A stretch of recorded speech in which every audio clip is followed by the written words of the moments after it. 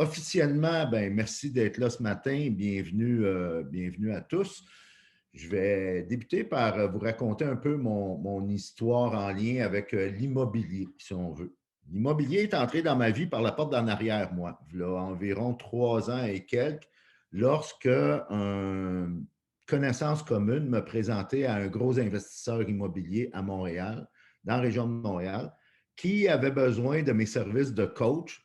Une de mes spécialités, un de mes champs d'expertise comme coach, ben, c'est la parole en public, c'est-à-dire tout ce qui est communication, l'art de présenter, faire des webinaires, des formations et ainsi de suite.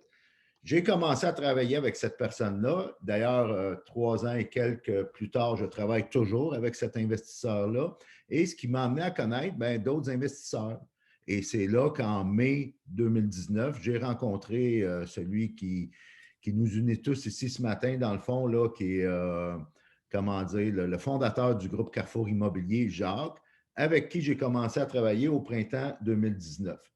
Alors, tout ça, mis ensemble, a fait en sorte que j'ai commencé à m'impliquer beaucoup plus dans des formations, différents types de formations avec Jacques et même son partenaire de l'époque. Et on s'est aperçu que beaucoup de gens vont aller à différents programmes de formation, puis en tout respect, il y en a de très bons, pas juste à Carrefour Immobilier, dans d'autres écoles, dans d'autres organisations, dans d'autres groupes, il y a de très bonnes formations. On n'a pas besoin de les nommer, vous les connaissez. J'ai commencé à me promener, moi aussi, dans tous ces groupes-là, avant COVID, là, dans le temps qu'on pouvait aller là, dans des réseautages, puis dans différents événements, et ainsi de suite. Je voyais le même monde. Je voyais le même monde qui se promenait d'une formation à l'autre. Puis je les voyais là, avec le gros cartable, puis leur carnet de notes, là, prendre des notes, prendre des notes, prendre des notes. Et on s'est aperçu que 80% de ces gens-là, et peut-être même plus, ne passent pas à l'action. Parce que, de toute façon, l'être humain ne change pas de comportement juste sur de l'information. Quand on parle de changement de comportement, vous allez m'entendre le répéter souvent aujourd'hui, pour obtenir quelque chose que tu n'as pas encore. Exemple, ta liberté financière. Si tu ne l'as pas encore, ben, tu dois faire des choses que tu n'as pas faites encore. Et c'est pour ça que ça exige, ça demande ce qu'on appelle un changement de comportement. Tu dois faire de nouvelles actions que tu n'as pas faites encore. Et juste sur de l'information, ce n'est pas suffisant. Oui, l'information est bonne. Et toutes les formations que vous avez suivies jusqu'à date, je ne suis pas en train de vous dire que c'était inutile. Vous avez bien fait. L'information est importante, mais il manque un petit quelque chose.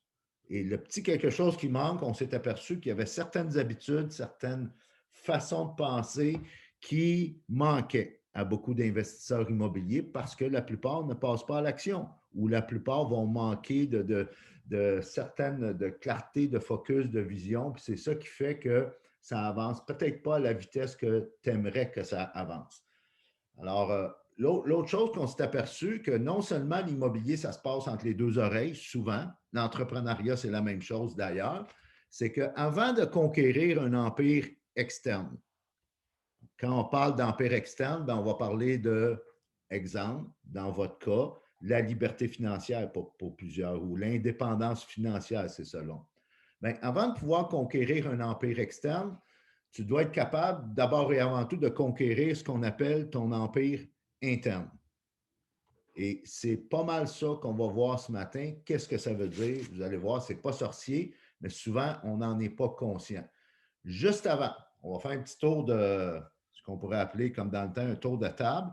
Et en 30-45 secondes, je vais vous inviter à vous présenter et nous dévoiler, au moment où on se parle, là, quel est votre plus grand défi en termes d'investissement immobilier, puis l'habileté ou le défi ou l'attribut que vous aimeriez aller chercher pour passer au prochain niveau.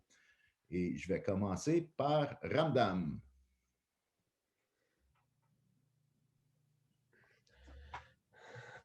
Bonjour tout le monde. Merci Raymond pour cette Bonjour. belle introduction. Est-ce que tout le monde m'entend? Oui, on t'entend bien. Oui. Oui, Alors, pour moi, le plus grand défi, définitivement, si je le peux le formuler en une phrase, c'est de me faire voir. Oh, good. J'aime ça. Je me sens plus à l'aise derrière les coulisses que sur scène. Super, merci. De rien. Et dis-moi, Ramdam, tu fais de l'investissement immobilier depuis combien de temps? Ben, je l'ai fait à une certaine époque et j'ai arrêté depuis quelques années. Actuellement, j'ai revendu tout ce que j'avais. Il me manque. J'ai juste actuellement ma résidence principale, mais Super, j'ai déjà acquis des immeubles que j'ai revendus. parfait. Merci, Ramdam. On est rendu à Michel maintenant. Bonjour tout le monde. Ça va bien? Est-ce que vous m'entendez? Oui? Oui, on t'entend bien. Oui, oui, Oui. bonjour. Ça fait facilement 25-30 ans. Là, j'ai eu des immeubles à revenus. J'ai fait beaucoup de flips depuis 10-15 ans. Je fais de la vente de PA, promesse d'achat. Après ça, le plus grand défi, je dirais, de ce ici, là, comme avec Jacques, c'est plutôt de me faire voir comme random. Ah, OK, c'est bon. J'aime ça. Merci, Michel. Wolf.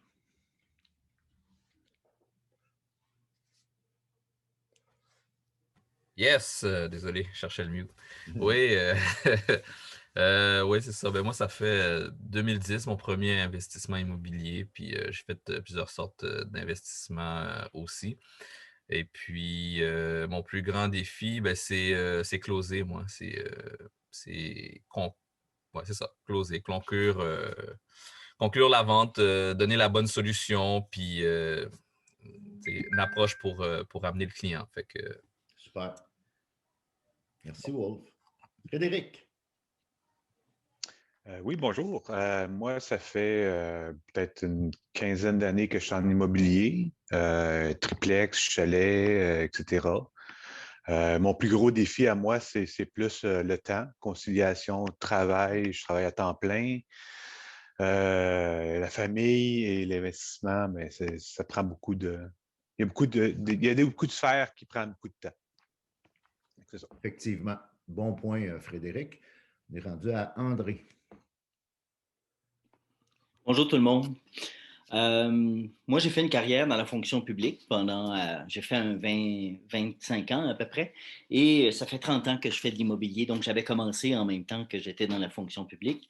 Et je performe assez bien, mais mon plus grand défi, c'est d'intégrer l'ensemble de mes connaissances pour faire en sorte que j'ai vraiment l'effet de levier que je cherche au niveau de la rentabilité. C'est ce qui me reste à faire. Super. C'est bon. Merci, André. Gilbert. Moi, ça fait 10 ans que je fais de l'immobilier. J'en ai fait essentiellement avec mon argent et j'ai été investisseur passif dans certains projets.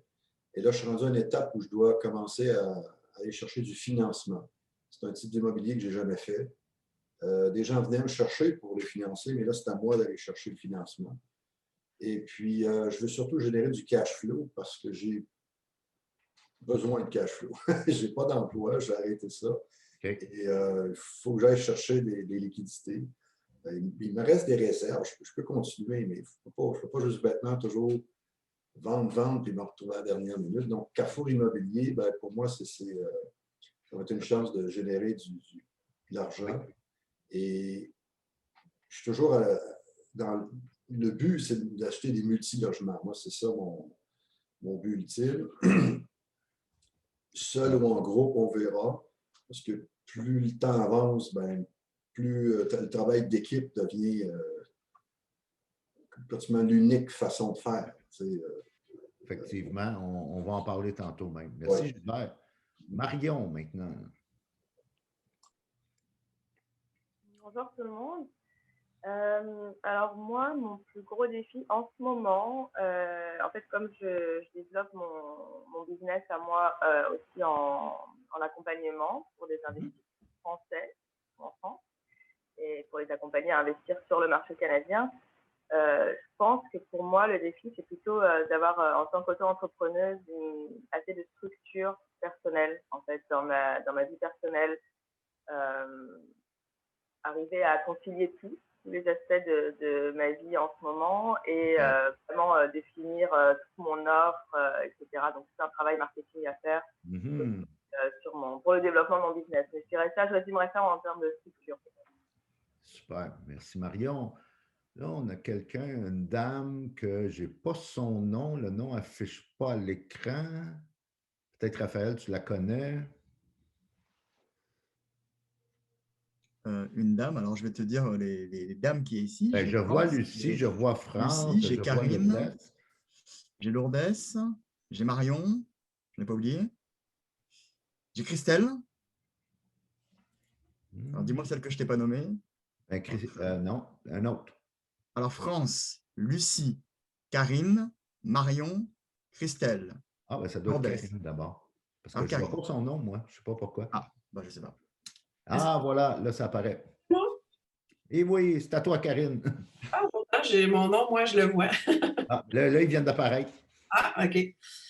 Ben, je m'appelle Karine. Moi, je dirais mon principal défi, c'est que c'est tout nouveau pour moi, l'investissement immobilier. Donc, j'ai vraiment l'impression que je manque de connaissances pour oser passer à l'action. Oui. Donc, je pense que c'est un défi temporaire qui va se régler avec les formations que je suis en train de suivre. Puis aussi, peut-être un deuxième défi que je peux entrevoir, c'est la difficulté peut-être à se démarquer dans un flot où est-ce qu'il y a vraiment beaucoup et de plus en plus de compétition. Donc, je pense que c'est ça qui va être mon défi, à réussir à se démarquer. Effectivement. Et tu es à bonne place, Karine. Good. On est rendu à Gilles maintenant. Ah oui, salut. Bon, moi, je suis un gars qui a baigné pas mal dans le domaine de la publicité là, pendant près de 25 ans. Puis, j'ai toujours été propriétaire, unifamilial, duplex, chalet locatif aussi, condo, tout ça. J'ai fait le tour un peu, mais je n'ai pas eu de multiplex, entre autres. Puis, je dirais que j'ai toujours eu pas mal d'intérêt pour l'immobilier. Puis, il y a peut-être 3-4 ans, j'ai commencé à flâner, à fouiner un petit peu ici et là dans des formations qui étaient offertes là, ici et là, tout ça. Donc, j'ai commencé à m'inscrire à des formations. Puis, finalement, pour en 2019, former une équipe, finalement, pour tenter le flip immobilier. Puis malheureusement, ben, on n'a pas réussi à mettre la main sur une propriété. Donc, ce qui a fait en sorte que, bon, j'ai remis ça en question un petit peu, tout ça. Puis en 2020, j'ai ralenti un peu. Donc, moi, je voulais plutôt expérimenter le flip là, suite à ces différentes formations-là. Puis je dirais que le défi, dans le fond, c'est vraiment d'arriver à mettre la main là, sur une propriété, hein, dans le fond. Puis aussi arriver à focusser. Donc, ça, c'est un peu la difficulté que j'ai parfois, là, de vraiment me fixer un objectif précis puis dire, OK, je m'enligne puis je focus dans cette direction-là. C'est bon. Donc, je dirais que c'est peut-être un peu ça. Merci, Gilles. Lucie. Hey, oui, bonjour. Donc, moi, je dirais, ben, j'ai plein d'affaires, là.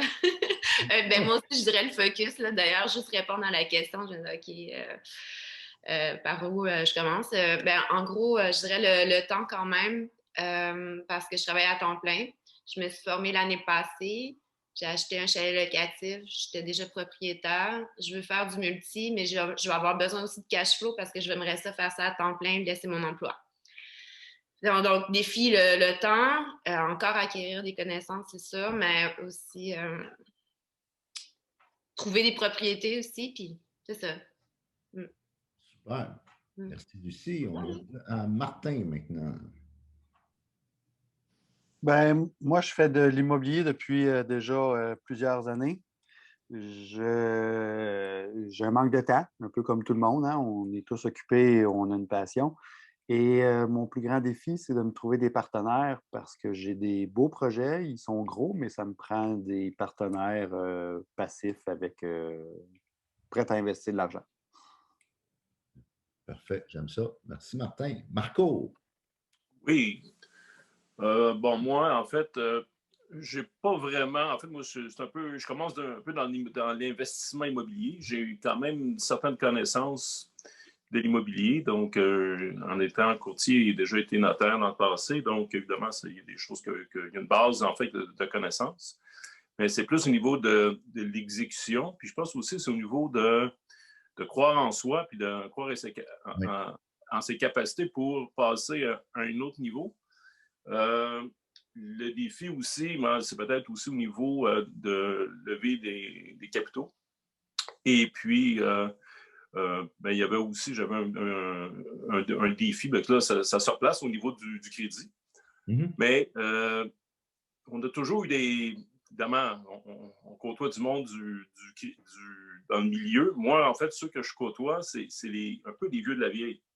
Donc, avec des idées un peu fermées, là, un peu de façon de faire de l'immobilier, comme dans le temps, tu achètes, tu gardes, puis tu achètes, tu as besoin de l'argent, tu as besoin d'un bon crédit. Donc, j'ai été un peu moulé un peu dans ce mode-là pendant plusieurs années. Donc, un défi, c'est changer la façon de voir les choses. Puis, c'est aussi de passer donc, à un autre niveau. Super. Merci, Marco. On est rendu à France. Bonjour tout le monde. Alors, mon expérience se résume, j'ai une bonne expérience en marketing, en vente, logistique, gestion contractuelle, construction. Donc, ça se rapproche un peu toujours de l'immobilier, mais je suis quand même nouvelle, là, ayant suivi la formation récemment de Jacques. Alors, mon défi se rapproche, je dirais, de celui de Karine, qui est de me démarquer là, des autres prêteurs privés. J'ai surfé sur le web, j'ai vu plein de sites web et plein de gens qui offrent leurs services. Là. Alors, ça serait de voir de quelle façon, là, en 2021, on peut se démarquer de tous ces gens-là. Et justement, comment se faire voir puis se faire connaître là, autre que par un site web là, conventionnel. Donc, trouver des idées créatives. Là, on a vu de quelques façons de le faire, donc c'est de le mettre en application. Ouais. Merci, France. On est rendu à Lourdes.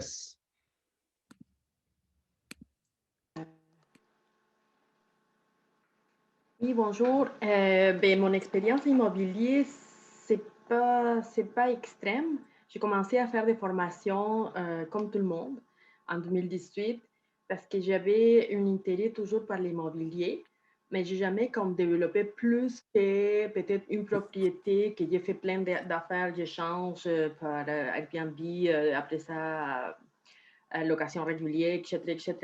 Mais j'ai pas passé comme à un autre niveau. Okay. Et mon défi, c'était parce que mon défi, je pense que les principaux défis sont les focus que j'ai commencé à avoir plus. En fait, à me rendre compte que je n'avais pas les focus, ça a été un gros changement pour moi. Et le fait de trouver mon why avec toi, ça m'a aidé aussi à comprendre plein de choses. Mais moi, je pense que mon défi, ce n'est pas l'immobilier, c'est plutôt du côté personnel. C'est je change mes habitudes, mais des fois, c'est difficile. Ça, c'est un des plus gros défis. Ou des fois, c'est parce que je veux le faire d'une certaine façon et je n'accepte pas qu'il peut être fait d'une autre façon. Mm-hmm. Ça, c'est un peu ça mon défi. Et ça les focus. Et j'avais noté aussi, copier un peu les affaires de tout le monde, c'était que oui, effectivement, mon défi cette année, ça serait de se faire connaître avec un site web ou Facebook ou c'est de marquer pour attirer des clients ou des partenaires ou pour engager des choses plus grandes. Ça serait mon défi. Ouais. Merci, Lourdes. Est-ce que Christelle est là? Oui, allô, bonjour. Est-ce que vous m'entendez? Oui, on ne te voit pas, mais on t'entend. Oui, désolée pour la vidéo, je suis avec les enfants en ce moment. Donc, moi, je viens juste de découvrir le Carrefour immobilier et j'ai investi dans des immeubles à revenus. Là, présentement, j'accompagne aussi d'autres investisseurs qui veulent faire comme moi. Et moi, mon défi, c'est de définir une offre de service qui englobe tout ça et de pouvoir accompagner de façon efficace le monde. Et surtout, en amont, de bâtir une stratégie efficace pour faire le plus de choses en peu de temps et concilier ma vie familiale avec le travail parce que j'ai beaucoup d'enfants, donc parfois c'est un enjeu. Super, merci Christelle. Est-ce que Carl est là? Oui, bonjour. Oui. Vous m'entendez? Oui, on ne voit pas, mais on t'entend. Oui, parfait. Dans le fond, moi, ça fait une dizaine d'années que je fais l'immobilier. Et C'est ça, je me suis lancé en multilogement, ça fait peut-être 3 ans. Et maintenant, c'est ça, mon plus gros défi, ça serait de, premièrement, monter une équipe de partenaires avec qui comme on pourrait acquérir plusieurs propriétés, plusieurs multilogements, et aussi de dénicher un bon deal. Surtout, je n'ai pas encore fait de flip. Ça, c'est quelque chose que j'aimerais faire. Et surtout, c'est ça, dans le fond, dénicher un bon deal ou plusieurs deals pour faire des flips. Ouais. Merci, Ça Carl. serait ça. De rien. On a Guimond maintenant. Oui, bonjour tout le monde. Bonjour. Bonjour, j'ai commencé à faire de l'immobilier malgré moi-même il y a une dizaine d'années lorsque j'ai déménagé du condo dans lequel j'habitais. Puis maintenant, étant donné que j'avais payé les 10 ans et puis mon hypothèque était à refaire, alors je cherchais une façon de prendre cet argent-là pour l'investir en immobilier. Et puis c'est là que j'ai vu les défis que ça comportait, là, les duplex à 750 000 avec des loyers de 600 Et puis là, je voyais que si je voulais acheter un duplex, là, il fallait que je mette le monde à la porte, puis là, tripler le prix des loyers. En tout cas, dans le coin de Montréal, je trouvais ça un peu je trouvais ça bizarre là, comme processus. Là. Fait que c'est là que je me suis intéressé à Carrefour Immobilier pour faire du prêt privé. Puis moi, mon défi pour l'instant, ce serait de faire un deal de prêt immobilier là, du début jusqu'à la fin, pour voir le processus, le comprendre, quand on parle là, de toutes sortes de choses, parler aux gens, avoir un deal, aller chez le notaire, c'est toute une partie que je ne suis pas allé encore. Là, fait que moi, ça serait vraiment de conclure un deal du début jusqu'à la fin, c'est ça mon défi. Super. Merci, Guimond. Est-ce qu'on a fait le tour? Je pense qu'on a... C'est-tu Vincent qui vient d'arriver? Oui, bonjour. J'avais de la misère à me connecter, mon micro. En tout cas, je n'étais pas capable d'allumer ça. Bon matin à tous. Moi, c'est ça, je suis dans l'immobilier depuis 95. Et puis, j'ai touché un peu à tous les flips. Je suis un menuisier de profession. J'ai fait du multi, puis j'ai comme abandonné un peu parce que je n'avais quelques-uns, mais j'ai gardé comme des duplex. Mais là, c'est ça, je veux me relancer comme plus efficacement, si je veux. Puis mon défaut à moi, c'est je fais un peu de procrastination. C'est ça. Je suis coupable de ça. Tu ne dois pas être tout seul, Vincent. Ah, j'imagine. J'avais gardé Raphaël pour la fin, juste avant que Raphaël se présente. Raphaël, moi, j'ai un écran noir devant moi, une personne que je n'ai pas le nom, je ne sais pas c'est qui. Est-ce que toi, tu le vois? Ça doit être François Denomé. OK. Est-ce que François est là? François, est-ce que tu nous entends? Oui, je suis là. Je suis là. Je m'excuse, attendez. Ah merde, encore la caméra.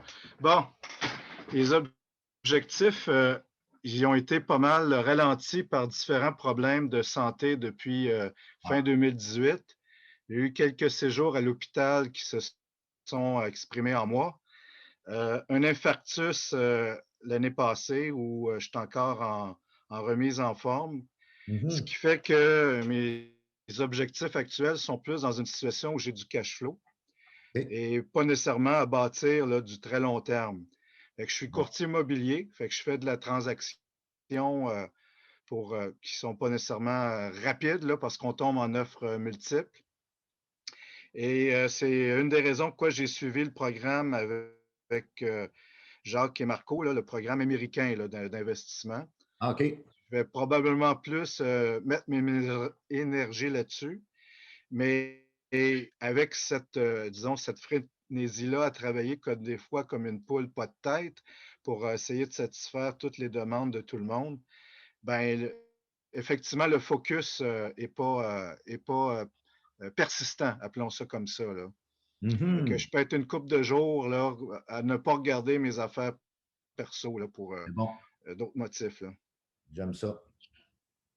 Merci, François. Raphaël, le dernier et non le moindre. Ouais, merci Raymond. En fait, moi, je pense que tous les défis ont été nommés. Je pense que je suis passé par toutes les phases, et j'en ai encore d'ailleurs aujourd'hui. Mais je suis passé par le fait où j'avais besoin de me former, où j'avais besoin d'apprendre, et vas-y, forme-toi sur le multi, forme-toi sur le flip, forme-toi sur le chalet. Et j'avais peut-être, comme je l'ai entendu, un problème de focus au départ, un problème de pourquoi, chose qui est maintenant réglée parce qu'on travaille ensemble depuis maintenant un certain temps. Et je dirais que maintenant, le principal défi qui est un nouveau défi, c'est la gestion des priorités. J'aime ça. Alors, merci Raphaël et merci à tous. Puis j'ai pris des notes. En fait, je n'ai pas eu besoin de prendre beaucoup de notes sur tous les défis que vous avez partagés parce que la plupart des notes que j'ai prises rentrent sur un petit post-it parce que se faire voir, se démarquer, le focus, puis trouver du temps est revenu plusieurs fois sur les 21 participants qui sont ici ce matin. Et c'est ce qu'on va parler justement ce matin. Vous allez voir, vous allez être bien servis. Si on regarde le menu dans le fond, les 6 habitudes d'un investisseur prospère pourraient aussi s'intituler les 6 habitudes d'un être humain prospère ou d'un entrepreneur ou une entrepreneur prospère. Vous allez voir, ça revient au même parce que dans le fond, on va travailler sur l'être humain parce que si vous voulez vous démarquer, ben, c'est l'être humain qu'il faut mettre en valeur. Si vous voulez aller chercher des partenaires, ben, c'est l'être humain qu'il faut mettre en valeur. Si vous voulez lever des capitaux, ben, c'est l'être humain qu'il faut faire en valeur, mettre en valeur. Si vous voulez être plus productif, puis vous trouver plus de temps, puis mieux gérer vos priorités, ben, c'est l'être humain qu'il faut mettre en valeur. Et c'est ça qu'on va voir ce matin. La formation en tant que telle, je l'ai donnée dans le passé avec Jacques et elle durait environ 1 heure. Ce qu'on a voulu faire ce matin, c'est prendre la même formation et l'étirer en 90. Gros max midi, on va avoir terminé parce qu'au lieu d'être une genre formation webinaire où il y a juste moi qui va parler, bien, comme on l'a fait dans les premiers 15 minutes, vous avez eu la chance de vous présenter et de partager vos défis et vous allez avoir la chance aussi d'aller dans des salles pour travailler avec des collègues, avec des partenaires pour approfondir certains concepts au niveau des habitudes. Alors, allons-y avec la première habitude. Ça tombe bien. Dans le fond, il y a un fil conducteur avec tous les gens qui se sont présentés ce matin. On parle de clarté. C'est vraiment la base, que tu sois entrepreneur ou que tu sois investisseur immobilier ou que tu veuilles être investisseur immobilier et ou passer à un prochain niveau. Très souvent, on se retrouve comme ça. On se retrouve à flip, chalet, prêt privé, multilogement, achat, puis là, on dit OK, c'est où je vais aller, puis là, on se met à aller partout, puis on se met à faire toutes les formations. Puis là, je vais me répéter, c'est pas mal en soi de faire des formations, sauf qu'au départ, avant d'aller dans ces formations-là, la base serait de savoir qu'est-ce que vous voulez. Et c'est pour ça que ça se peut que vous ayez besoin de consulter un coach ou un consultant ou un mentor, c'est possible. La base, toutefois, le dénominateur commun, c'est que vous devez savoir où vous voulez aller. Puis ce qui va vous rapprocher le plus possible de votre prospérité puis de votre objectif, c'est justement la clarté des objectifs. Souvent, avec les clients, ce qu'on va faire, on va travailler le plan à long terme. Parce que c'est bien là, de se fixer des objectifs à court terme. C'est bien de se dire, pendant les prochains 3 mois, je veux faire ça. C'est parfait. Ou en 2021, je veux faire ça. C'est parfait. Puis vous l'avez sûrement déjà fait. Je sais que beaucoup d'entre vous, si vous êtes ici ce matin, c'est parce que vous avez ce désir-là de grandir, de croître, puis vous êtes probablement à différents niveaux dans ce qu'on appelle le développement personnel. Alors, je suis convaincu, je pourrais gager un petit 2, là, que dans les 21 participants ici ce matin, lorsque l'année 2020 a commencé, là, dans le temps des fêtes 2019, là, puis là, 2020 s'apprêtait à commencer, là, vous vous êtes fixé des objectifs pour 2020. Puis là, au mois de mars, c'est arrivé COVID. Puis là, vous avez dit, mes objectifs, ça ne marche plus. Pourquoi? Parce que vous n'avez pas fait un plan plus à long terme. Quand tu as un plan de 20 ans, tu n'as plus besoin de plan B. Parce que tu peux focusser juste sur ton plan à long terme, ce que moi j'appelle personnellement ma mission divine. Et à ce moment-là, là, après ça, tu peux faire ce qu'on appelle en anglais du reverse engineering, c'est-à-dire à partir de ton plan de 20 ans, là, déterminer les activités que tu dois faire au jour le jour, semaine après semaine, mois après mois, pour être en lien avec ce plan de 20 ans-là. Et c'est là que tu n'as plus besoin de plan B. Oui, tu vas réajuster. Oui, tu vas recalculer. Comme un GPS, lorsqu'il y a une rue de barrée, le GPS, il dit « recalcule ». Ça va arriver, la vie est faite comme ça. Sauf que tu vas avoir beaucoup plus de focus, beaucoup plus de clarté. Puis quand tu fais ça, l'investisseur prospère a cette habitude-là de tester son futur. Un peu comme tu veux acheter un nouveau modèle de véhicule pour la première fois, ben, tu veux l'essayer. Mais fais la même chose avec ton futur. Essaye-le, teste-le, juste pour voir si tu te sens bien là-dedans. Il y a beaucoup de gens qui, je suis sûr, là, puis j'en entendais parler dans des réseautages puis différentes conversations, qui souhaitaient, qui rêvaient de travailler de la maison. Quand est arrivé le confinement, c'est pas sûr que c'est tout le monde qui avait du fun vraiment, dans le sens qu'avec ton conjoint ou ta conjointe, es-tu bien 24 heures par jour? Parce que si tu veux te libérer financièrement, c'est peut-être parce que tu veux quitter ton emploi. Si tu veux quitter ton emploi, tu vas te retrouver à la maison 24 heures par jour ou presque.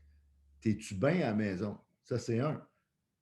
Fait que tester son futur, c'est ça. Puis la clarté, ça commence par savoir où on veut aller à long terme, puis tester, voir si on va être bien dans cette situation-là. L'autre chose, ben, il y a quelques personnes qui en ont parlé en se présentant, en particulier, il y a Raphaël Lourdes en a parlé, c'est de déterminer pourquoi. Il n'y a pas juste pourquoi je veux faire de l'investissement immobilier, parce qu'on le sait, c'est parce que vous voulez faire plus d'argent, puis c'est correct, là. Moi, le premier, là, on est pareil. Mais il y a plus que ça.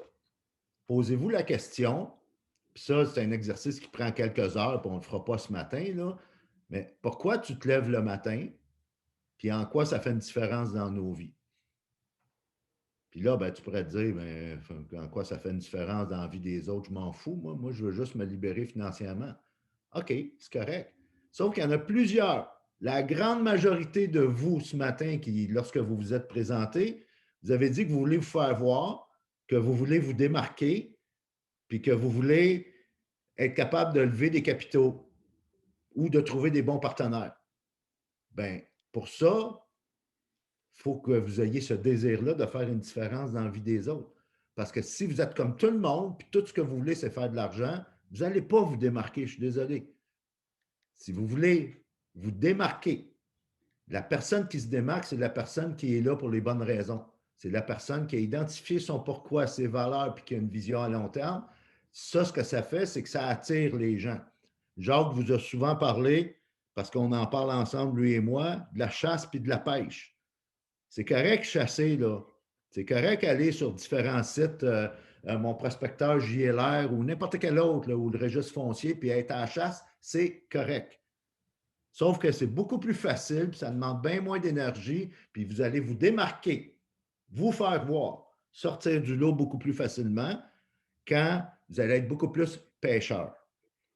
C'est ça la pêche, c'est de déterminer avec clarté qui je suis comme investisseur, comme entrepreneur, comme être humain, qu'est-ce qui me fait vibrer, c'est quoi mes valeurs, c'est où je veux aller, puis là, vous allez attirer les bonnes personnes. En attirant les bonnes personnes, vous allez faire des bons partenariats. En faisant de bons partenariats, vous allez lever les capitaux, c'est ce que certains d'entre vous veulent faire, et vous allez vous démarquer. Puis ce que ça fait, un pourquoi qui est clair, puis qui est bien identifié, puis bien verbalisé, ça développe la confiance. Parce qu'un pourquoi là, qui est clair, ce n'est pas directement un outil pour vous faire de l'argent. Je m'explique, pas directement. Toutefois, ça ouvre des conversations. Parce qu'on a le goût de vous jaser quand votre pourquoi est clair. On a le goût d'en savoir plus sur vous. Vous vouliez vous démarquer, là, mais c'est ça qui arrive. Et là, vous gagnez la confiance. Puis quand on gagne la confiance, après ça, il y a des gens qui vont passer à l'action sur nos messages. C'est-à-dire, le type d'investissement immobilier que vous voulez faire, bien, ça va être beaucoup plus facile à ce moment-là parce que vous allez avoir moins de compétition. Parce que votre compétition, présentement, là, tout ce qu'elle veut, c'est faire de l'argent. Puis c'est correct. Je l'ai dit, puis je vais le répéter. Moi, le premier, je veux en faire. Sauf que ce n'est pas ce qui vient comme priorité numéro 1. en fait, ma priorité numéro 1 à moi personnellement, c'est d'aider les gens qui veulent aider les gens.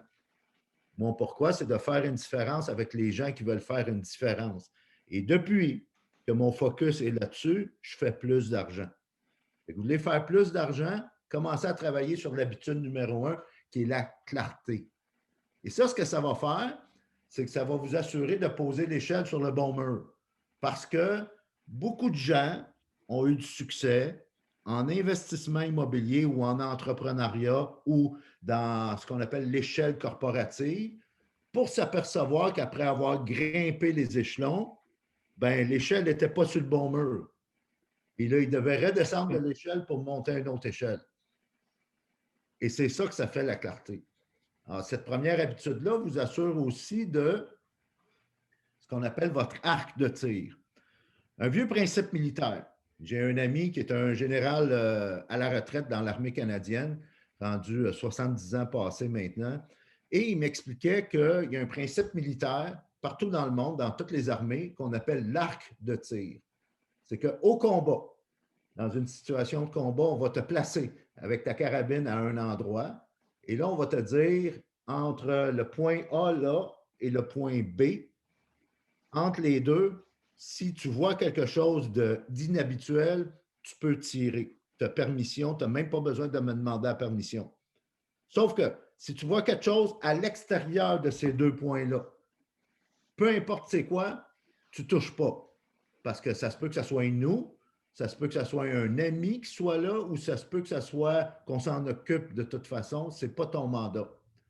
Bien, ton arc de tir là, va être déterminé par ton pourquoi, par ton plan de 20 ans, par ton focus, tes valeurs, puis vraiment, quand tu vas être déterminé où tu veux aller, c'est ça que ça fait ton arc de tir, c'est que tu vas te retrouver à bien moins perdre ton temps, tu vas te retrouver à bien moins, accepter des choses que tu n'aurais peut-être pas dû accepter, tu vas trouver les bons partenaires qui veulent travailler avec toi et ça va être beaucoup plus facile.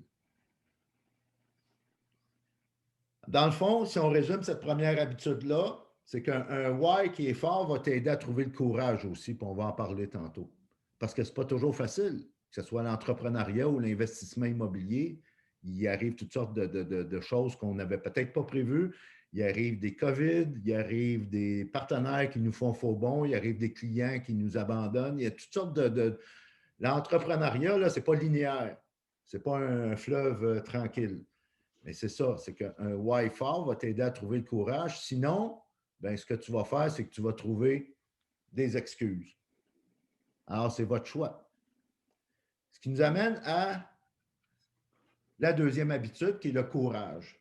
Parce que, on s'entend, ce n'est pas toujours facile, l'entrepreneuriat, les affaires, l'investissement immobilier, ça ne se passe pas tout le temps comme on veut. Et comme je disais tantôt, si tu veux obtenir quelque chose que tu n'as pas encore, bien, il faut que tu fasses quelque chose que tu n'as pas fait encore. Et c'est là que ça demande peut-être du courage. C'est là que beaucoup de gens, ça peut être la raison pourquoi ils ne passent pas à l'action. C'est drôle, hein? Dans les 21 personnes qui se sont présentées ce matin, là, oui, on a touché à l'argent un peu, là, mais pas beaucoup. Je ne sais pas si vous avez remarqué, ce n'était pas le financement, les fonds, l'argent n'était pas le défi numéro 1. Parce que quand tu as le courage, quand tu as la vision, quand tu as la clarté, tu vas trouver des façons de trouver le financement, de trouver l'argent. Il y a même quand on parle de courage, on peut le démystifier un peu. Le courage est une très belle valeur qu'on a de besoin comme être humain, comme entrepreneur, comme investisseur. Toutefois, cette valeur-là, aussi noble soit-elle, est surévaluée. Si je vous disais qu'avec seulement 3 minutes de courage par jour, tu peux drastiquement changer ta vie et passer au prochain niveau. Parce que combien de courage tu as besoin pour téléphoner si, mettons, tu es en affaires ou tu es en entreprise? Combien de courage tu as besoin pour prendre le téléphone et répondre à une plainte d'un client? Ou téléphoner ou entrer dans le bureau de ton patron pour lui dire « Boss, je démissionne ». Combien de courage tu as besoin? 30 secondes, 1 minute? Combien de courage tu as besoin pour prendre le téléphone et appeler un prospect, appeler un client? 30 secondes, 1 minute. Le courage, dans le fond, on n'en a pas besoin tant que ça et c'est utopique de penser que tu as besoin ou que tu peux avoir du courage 24 heures par jour, puis tu n'en as pas de besoin. D'ailleurs, il y a des études qui ont été faites avec des gens qui sautaient en parachute. Ils ont monitoré les battements cardiaques de gens qui s'apprêtaient à sauter en parachute et vous ne serez pas surpris d'apprendre qu'à mesure que le moment de sauter en bas de l'avion s'en venait, bien, les battements cardiaques allaient en montant, ce qui est normal. Jusqu'au moment où la personne sautait en bas de l'avion, les battements cardiaques revenaient à la normale après le saut. Si on fait l'analogie avec le parachute, dans le fond, s'il y a un geste qui vous, selon vous, votre perception vous demande du courage, bien, dites-vous que vous avez juste à faire le saut. Et c'est là qu'un coup que vous allez avoir fait le geste, l'appel, cogner à la porte ou peu importe l'action que vous devez faire qui vous demande au préalable du courage, bien, un coup que ça va être fait, vous n'aurez plus besoin de courage puis vous allez être dedans. Puis, dans le fond, ça revient à ce qu'on appelle, on pourrait appeler ça la fameuse zone de confort. Selon vous, là, est-ce qu'on doit sortir de notre zone de confort? Alors, cliquez, là, je pense que vous avez un bouton là, dans Réaction, là, soit un thumbs up ou un oui, un non. Là. Selon vous, on fait un petit sondage de groupe. Est-ce que c'est important en investissement immobilier de sortir de sa zone de confort? On a un oui, un, deux. Il y en a un qui dit oui dans le chat, c'est bon.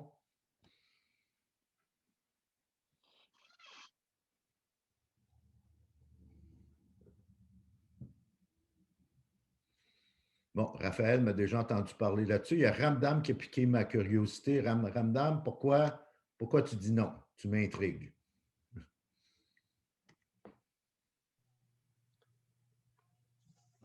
Pourquoi je dis non? Parce que je pense que c'est plus judicieux, à mon sens, d'agrandir sa zone de confort au lieu d'en sortir parce que de toute façon, si tu t'en sors, tu n'es pas si confortable que ça.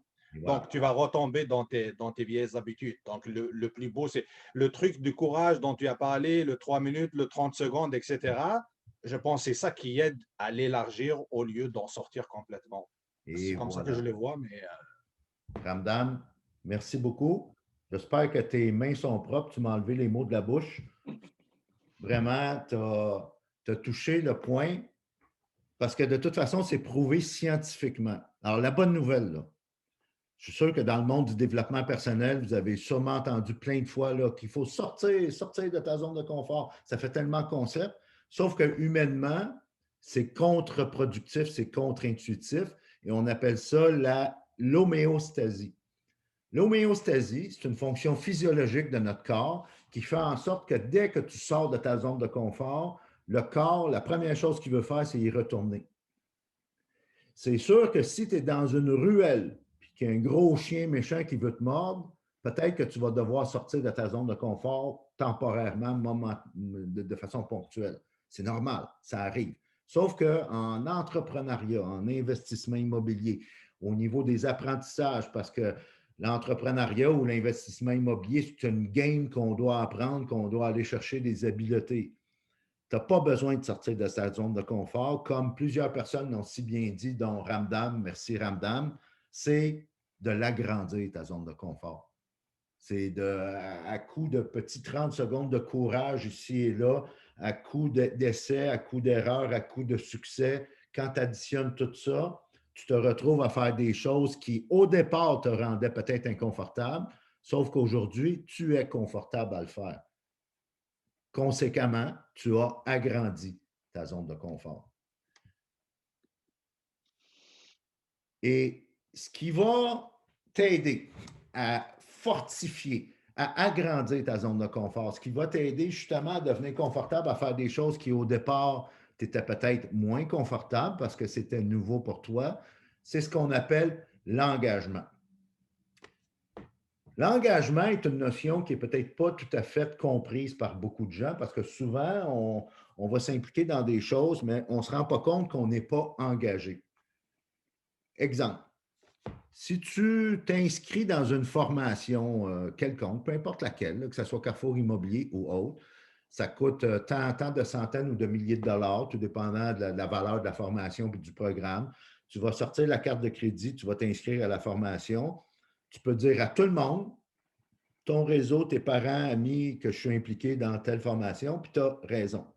Si tu es membre d'un organisme à but non lucratif, peu importe lequel, tu es bénévole dans un organisme, parce que tu as payé ton membership et que tu es membre, dans la liste des membres, ton nom est là, tu peux dire que tu es impliqué dans tel ou tel organisme, ou dans l'immobilier, ou dans n'importe quoi. Mais ça ne veut pas dire que tu es engagé. Il y a une petite différence. Et à la blague, j'aime faire l'analogie avec un sandwich œuf et bacon. Dans un sandwich œuf et bacon, la poule s'est impliquée, mais le cochon, lui, s'est engagé. Puis je laisse tout le temps un délai pour être sûr que les gens processent et comprennent la blague. C'est que, dans le fond, là, le cochon a fait une coche de plus que la poule. Puis c'est une blague, bien sûr, là, c'est un peu d'humour, puis c'est une analogie. C'est une métaphore pour vous faire comprendre que l'engagement, c'est une coche de plus que l'implication. Puis ce qui fait le succès dans n'importe quoi, que ce soit pour faire de l'argent, que ce soit pour faire de l'immobilier, de l'entrepreneuriat, des affaires ou un organisme bénévole, ce qui fait que vous allez avoir du succès, très souvent, ça n'a rien à voir avec le temps. Ça n'a rien à voir avec mettre plus de temps, mettre plus d'heures ou en faire plus. Très souvent, c'est un niveau d'engagement qui va être juste une coche de plus que juste l'implication. C'est ça qui fait que vous allez avoir du succès. Et 99% du temps, ça se passe entre les deux oreilles. C'est une attitude de vouloir faire le petit quelque chose de plus. De réaliser que le courage, dans le fond, là, c'est juste une coche de plus. On a parlé de la zone de confort. Laissez-moi vous présenter une dame ici que vous connaissez peut-être. Est-ce qu'il y en a qui reconnaissent cette athlète-là? C'est sûr que tout habillé comme ça, c'est peut-être un petit peu plus difficile. Puis si je vous montre cette photo-là à la place.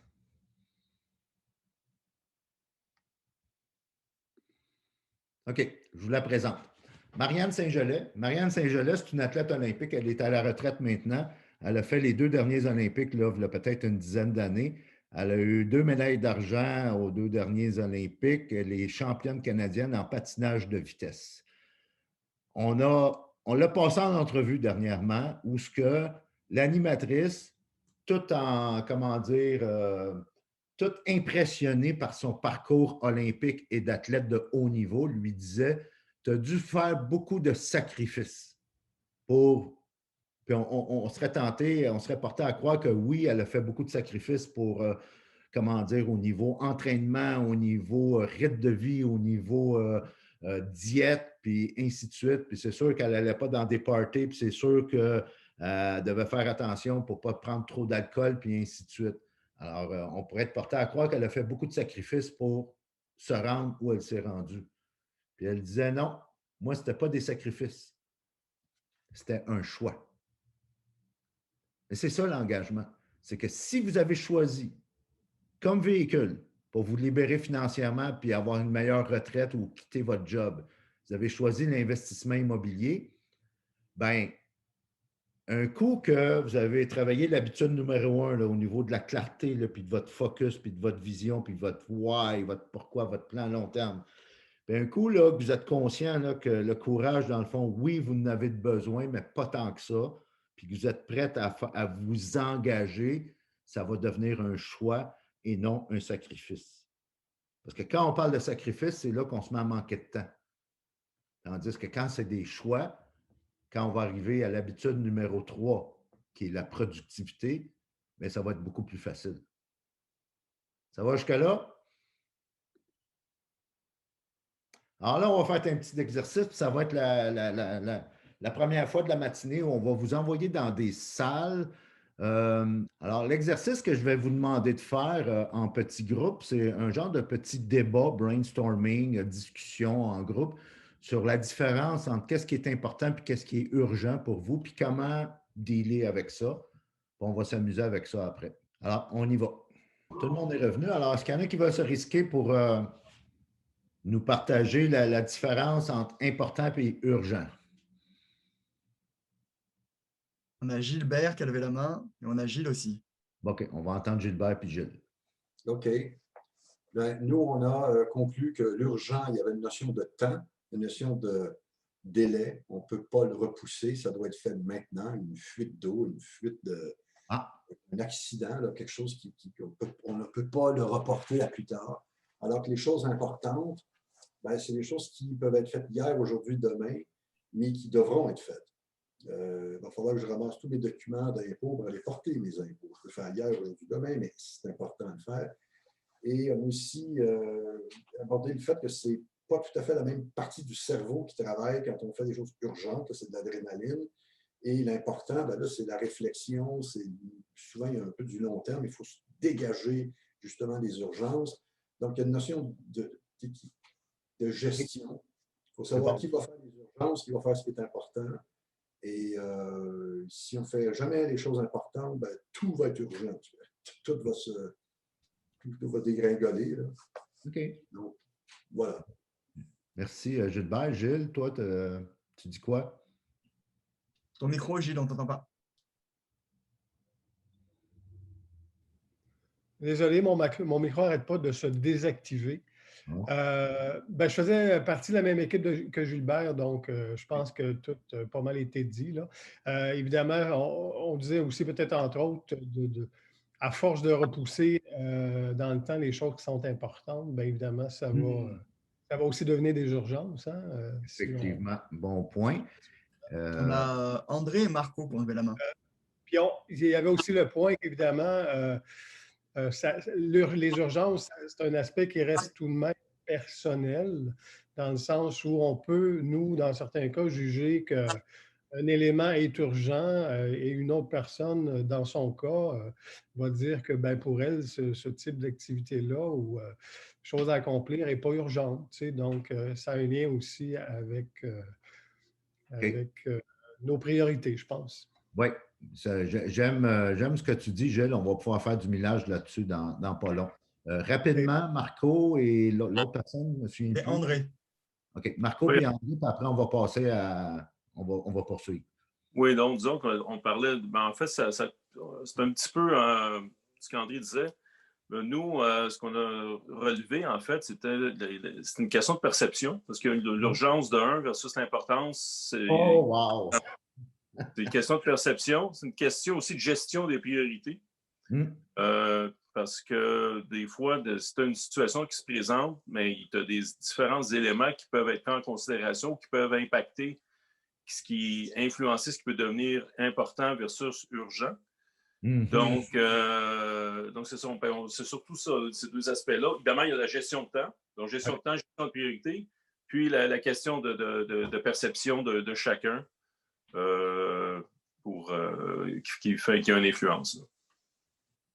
Tu sais, André, ça rejoint-tu un peu?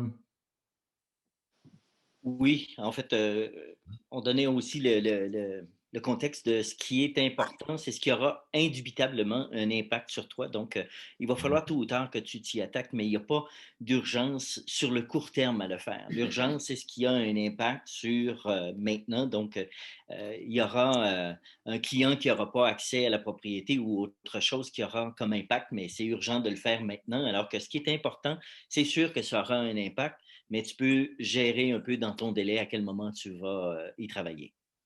J'aime ça, les amis. Vous avez tous des bons éléments de réponse, puis je veux approfondir un peu. Quand Gilbert a dit un dégât d'eau dans un de tes logements, ben, tu as certains services à rendre à tes locataires, puis je dirais, à la base, c'est sûrement une urgence, à moins que tu sois capable de déléguer. Parce que des fois, là, il y en a d'autres, autant André, Gilles que Marco, vous avez dit, c'est perception, c'est établir nos priorités, tout ça. Ça se peut qu'en termes de gestion de temps, ou de gestion de priorité ou de gestion de soi au niveau de ta perception puis ton niveau de conscience que tu décides. Les fameuses urgences, là, mettons, tu es dans le multilogement, là.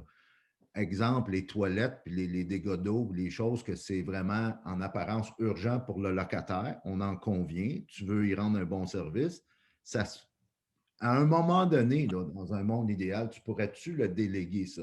Ça, c'est un.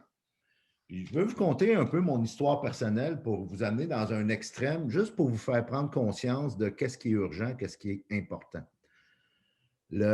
Pour ceux qui me connaissent, même pour ceux qui ne me connaissent pas, vous allez l'apprendre ce matin, le 4 juillet 2012, ma fille de 16 ans à l'époque s'est faite frapper par un train.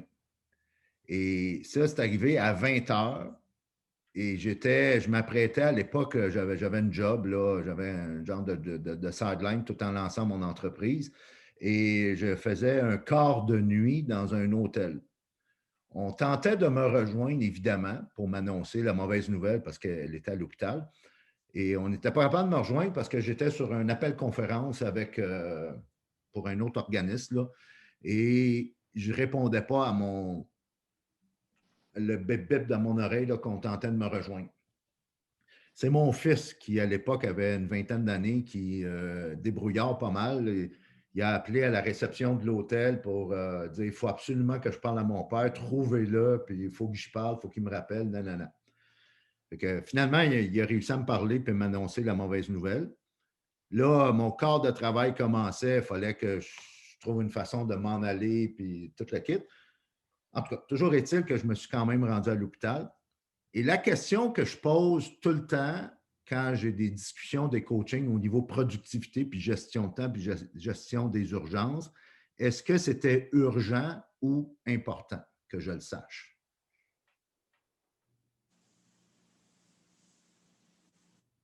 Urgent ou important? Ben, je crois que c'est important. Important, oui.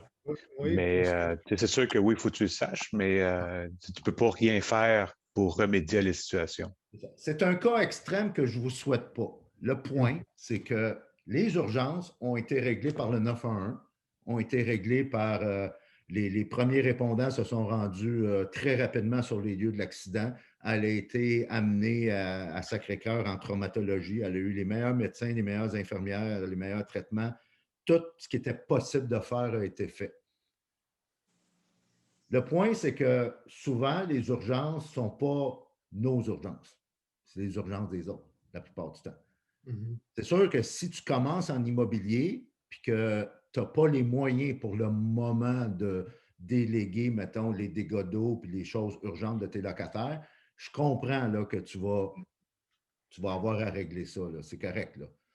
Tu sais, il n'y a jamais rien de parfait dans la vie, pas plus que c'est parfait l'investissement immobilier, mais c'est juste d'élever ton niveau de conscience pour réaliser que si tu veux prendre possession de ton temps, tu dois déterminer ce qui est important, réaliser que les urgences sont souvent les urgences des autres. J'étais en coaching avec une fille l'autre jour elle répondait aux urgences de ses clients n'importe quand. Alors, dès que le téléphone sonnait, c'était une urgence, elle répondait. Et elle n'était pas productive. Elle n'était pas en contrôle de son temps parce que c'est les autres qui géraient son temps, dans le fond. Et là, ce qu'on a déterminé ensemble, c'est qu'une fois par heure, mettons, à 55 de chaque heure, elle arrête le travail qu'elle était en train de faire. Elle se lève, elle prend de l'air, elle va aux toilettes, elle prend une bonne gorgée d'eau, elle s'aère l'esprit, puis elle gère des urgences, une fois par heure. Pour après ça, rentrer dans sa bulle, focus total pendant 1 heure, 50 minutes, 45 minutes, peu importe le temps, je me concentre sur la tâche que j'ai décidé de faire qui est importante et non urgente. Puis une fois par heure, une fois par 2 heures, une fois par 3 heures, c'est à vous de décider. Je gère les urgences, entre guillemets, qui, la plupart du temps, c'est les urgences des autres. Important puis urgent, quand vous prenez conscience de ça, vous allez prendre déjà, vous allez avoir une avance sur les autres au niveau de la gestion de vos priorités. Ce qui m'amène à la fameuse loi de Pareto, que beaucoup de gens connaissaient peut-être, mais que très peu de gens appliquent. Dans le fond, là, la loi de Pareto, économiste italien, il y a plusieurs années, disait que 20 de vos efforts, si vous le mettez sur qu'est-ce qui est important, va vous rapporter 80 de vos résultats. Et c'est vraiment, puis ça va peut-être, on revient au courage, là. Ça se peut que le 20 de vos efforts qui vont rapporter 80 de vos résultats, là, ça se peut que ce soit des appels téléphoniques. Ça se peut que ce soit de la prospection. Ça se peut que ce soit régler des choses là, au niveau productivité, au niveau priorité, qui vous demandent probablement un effort. Et c'est là que ça va être payant pour vous. Et la clé dans tout ça, là, quand vous aurez déterminé c'est quoi vos priorités, quand vous allez avoir plus de clarté, quand vous allez avoir plus de focus, de vision, votre pourquoi, puis toute la quête, puis tout ça, là, la base là, au niveau de votre identité va être établie, puis que vous allez pris conscience. Là, la décision vous appartient. Ce n'est pas moi qui va venir vous dire dans vos vies personnelles ou d'hommes ou de femmes d'affaires, qu'est-ce qui est important, qu'est-ce qui est urgent. Sauf que la prise de conscience précède le changement. Puis quand vous allez avoir déterminé ça, à ce moment-là, votre focus va être beaucoup plus clair. Vous allez déterminer, vous, qu'est-ce qui est important puis qu'est-ce qui est vraiment urgent. Vous allez prendre des décisions. Puis après ça, la clé, c'est de tout mettre dans l'agenda. Mais vraiment tout. Tu veux gagner du temps, mets tout dans l'agenda, puis tu vas t'apercevoir que si on fait l'équation, là, il y a 168 heures dans une semaine. On va parler d'énergie tantôt. Là. Je vous dévoile un scoop, là, une des habitudes, là, on va parler d'énergie. Admettons, là, 168 heures dans une semaine, tu dors ton 8 heures par nuit, ça fait 56 heures, fait qu'il te reste 100, je ne suis pas vite en calcul mental, là, mais 100 quelques heures. Mettons que tu as encore un job, là, puis que tu travailles 40 heures semaine. Bon, parfait, on enlève 40 heures. Mettons là, que tu as des enfants, famille, tout ça, puis tu t'occupes de tes enfants, là, puis ça t'implique une couple d'heures par semaine pour aller les reconduire à la garderie, pour le hockey, le soccer, la danse, peu importe. Là. Mais toutes ces heures-là. Tu vas t'apercevoir quand tu vas avoir fait l'exercice là, que tu vas avoir du temps pour du Netflix, pour du développement personnel, pour aller prendre des marches, pour aller au gym, puis il va te rester un bon 20 heures de lousse pour faire de l'investissement immobilier. Fais l'exercice là, mathématique, là, puis je suis sûr que tu vas t'apercevoir que tu as bien plus de temps que tu pensais que tu avais. Le défi, puis je dis ça en toute humilité là, parce que j'ai longtemps été comme vous. Ben, je ne veux même pas présumer que vous êtes comme ça, là, sauf que avec beaucoup d'humilité et d'authenticité, vous avez dévoilé que vous avez des défis au niveau du temps. Mais souvent, c'est parce qu'on n'est pas assez intentionnel et stratégique avec notre temps. Mettez tout à l'agenda. Tout. Je vais même vous faire une confidence. Là. Moi, personnellement, là, de 1h à 15h, du lundi au vendredi dans mon agenda, c'est du temps pour me reposer. Puis c'est écrit noir sur blanc dans l'agenda. Je ne prends peut-être pas tout ce temps-là, mais ce temps-là m'appartient, puis personne ne peut venir prendre de rendez-vous. Je fonctionne dans mes activités de coaching avec une application que certains connaissent, Calendly. Beaucoup de mes clients ont accès à mon calendrier sans m'en parler. Ils peuvent venir se céduler un rendez-vous dans mon calendrier, n'importe quand, ou presque. C'est-à-dire que je dois être très stratégique et intentionnel dans mon calendrier parce que je ne veux pas que les clients se cédulent un rendez-vous n'importe quand je ne voudrais peut-être pas avoir un rendez-vous à cette heure-là. À ce moment-là, ce que je fais, c'est que tout. On a une seule vie. Vous n'avez pas une vie au travail, une vie de famille, une vie sociale, une vie quand vous allez jouer au bowling, une vie quand vous faites de l'investissement immobilier. Vous avez une seule vie. Et c'est pour ça que tout mettre dans l'agenda de façon stratégique et intentionnelle et délibérée va vous gagner du temps. Tu sais, des fois, là, mettons, là, vous êtes sur un deal, là. Il y a une opportunité d'affaires ou une opportunité d'investissement immobilier, là. Puis il y a plus qu'un intervenant, là. Allez-vous vouloir réclamer ce qui vous appartient, ce qui vous revient? Pourquoi vous ne faites pas ça avec votre temps? Pourquoi vous ne faites pas ça avec les 168 heures dans une semaine, là? Tu sais, il y a des choses que, si vous avez encore votre job, là, je peux comprendre. Mais mettons, là, vous faites 40 heures à votre travail, là, bien ça, c'est là. Après ça, le reste, là, tu sais, réclame qu'est-ce qui t'appartient au niveau de ton temps, puis tu vas voir qu'il va t'en revenir beaucoup plus que tu pensais. Puis ça, ce que ça va impliquer, là, ça va impliquer ça ici. Souvent, le succès, ce n'est pas une question d'addition. Moi, je vais vous faire une petite prédiction, là. Appelons ça mon 2 cents, là. Je ne connais pas, ben, certaines personnes avec qui je travaille déjà, je vous connais un petit peu plus. D'autres, beaucoup de gens ici sur la formation ce matin, je ne vous connais pas. Ça se peut que, mais je me risquerais à une chose, là, que le succès dans ce que vous voulez atteindre là, revient bien plus à des soustractions qu'à des additions. Parce que vous avez sûrement déjà entendu l'expression « Ah, un tel Roger, c'est un bien bon gars, il ne dit jamais non ». Mais ce n'est pas vrai, ça, c'est un mythe. Les gens qui ne disent jamais non, c'est un mythe. Parce qu'on dit toujours non à quelque chose, à quelqu'un, à un projet, à une activité. Exemple, si vous êtes ici ce matin avec moi, avec Raphaël puis toute la gang, c'est parce que vous avez dit non à autre chose. Et où vous allez être cet après-midi, vous allez avoir dit oui à cette activité-là, puis vous allez avoir dit non à autre chose. Fait que je vous lance un petit challenge. Là. Individuellement, là, prenez 2 minutes. On va timer 2 minutes. On n'ira pas dans les salles, là, on va rester ici ensemble. Là. Vous pouvez fermer votre caméra si vous voulez vous concentrer, là, mais prenez 2 minutes là, et identifiez une chose que vous allez dire non pour pouvoir dire oui à ce qui est important. Ça va? 2 minutes, puis on revient après.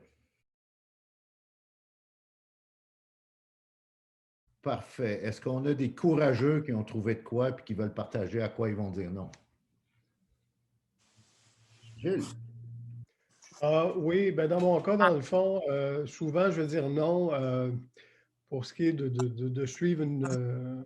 c'est-à-dire, je vais dire non à des amis ou ma famille, là, à des rencontres amicales, souper, justement, pour me former. Donc, assister à un webinaire comme je le fais aujourd'hui. Parfois, on reçoit des invitations au même moment, puis c'est sûr que pour la formation, j'avoue que je dis mordicus, puis à ce moment-là, c'est automatiquement un non là, qui vient comme réponse si ça vient interférer dans l'horaire d'une formation. C'est bon. Super. Est-ce qu'il y a quelqu'un d'autre? Madame. Alors, moi, j'ai décidé de dire non à toutes les personnes toxiques de mon entourage. Je parle d'amis, je parle même des membres de la famille élargie, je parle des clients, je parle de partenaires. Et bizarrement, à partir, je l'ai décidé il y a quand même quelques mois, voire un peu plus d'1 an, beaucoup de personnes disparaissent d'elles-mêmes de ma vie sans que je fasse quoi que ce soit. Tout à fait. Très bon point. Puis, vous savez, la beauté des 6 habitudes qu'on travaille ce matin ensemble, c'est qu'ils sont tous reliés unes aux autres. Quand on parle de ce que Ramdam partage au niveau de ses associations, là, on va en parler tantôt dans l'équipe de rêve. Et tout ça nous rend plus productifs de toute façon. Puis tout est un peu comme les membres du corps humain, là, quand tu as mal au petit doigt, souvent ça te fait mal partout dans le corps, là, ou quand tu te pètes un orteil sur le coin du lit, ça te fait mal tout partout, bien, c'est la même chose. Toutes ces habitudes-là, quand on en est conscient, qu'on élève notre niveau de conscience et qu'on les travaille, qu'on les implante, ça nous rend productifs, ça nous rend plus performants dans tous les autres domaines de notre vie. Alors, merci à tous. Puis continuez cet exercice-là une fois de temps en temps. Je dis tout le temps, la prise de conscience précède le changement. Alors, arrêtez-vous, là, ne serait-ce qu'une fois par semaine, avec un journal, et dites-vous comment s'est passée ma semaine, à quoi j'ai dit oui, que j'aurais peut-être dû dire non, puis après ça, passer au prochain niveau, au niveau de conscience, pour cesser de faire des choses qui ne sont pas en lien avec votre plan divin, avec votre plan de 20 ans. Et c'est pour ça qu'on revient à l'habitude numéro 1, qui est la clarté, mais ça va vous aider à ce niveau-là. Qui nous amène à l'habitude numéro 4, la calibration émotionnelle. Est-ce qu'il devrait avoir des émotions quand on fait de l'investissement immobilier? Il y en a qui veulent répondre à ça? Moi, je pense que oui. Il va en avoir des émotions, c'est sûr. On ne peut pas ne pas en avoir. Mais il faut les gérer. C'est ça, exactement. Exactement.